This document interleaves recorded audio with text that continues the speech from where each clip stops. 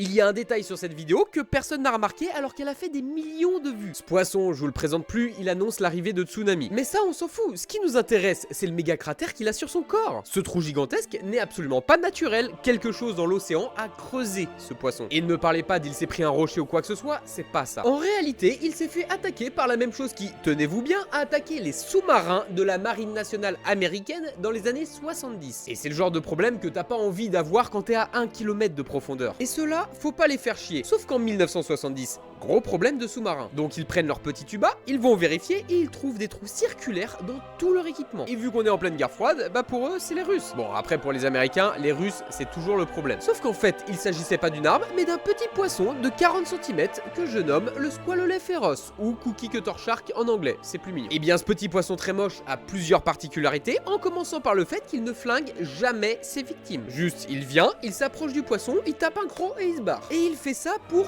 toutes ses victimes, que ce soit des petits poissons, ce poisson ruban de 17 mètres de long, des thons qui peuvent taper des pointes à 75 km/h, des espadons, eux c'est encore plus, c'est 120 km/h je crois, d'autres types de requins, des baleines, bien entendu, qui sont 120 000 fois plus grosses que lui, et des sous-marins. Le boug a peur de rien, et en plus il connaît le goût de tous les animaux de la mer. Moi je vous le dis, c'est un crack. Mais au-delà de ça, il faut qu'on parle de sa technique de chasse. Elle est redoutable. En fait, ce poisson est doté d'une bouche avec des lèvres suceuses super puissantes qui vont venir se coller à la paroi de l'animal. Et à l'aide de ses dents du bas qui sont hyper tranchantes, il va faire des tourbillons comme ça sur lui-même, comme une scie sauteuse au final, et il va découper un rond parfait de chair. Une fois qu'il a le morceau en bouche, il se barre. Et le plus fou dans cette histoire, c'est que la plupart des animaux ne s'en rendent même pas compte. Sauf quand t'es un petit poisson et que bien sûr on tape la moitié de ton corps.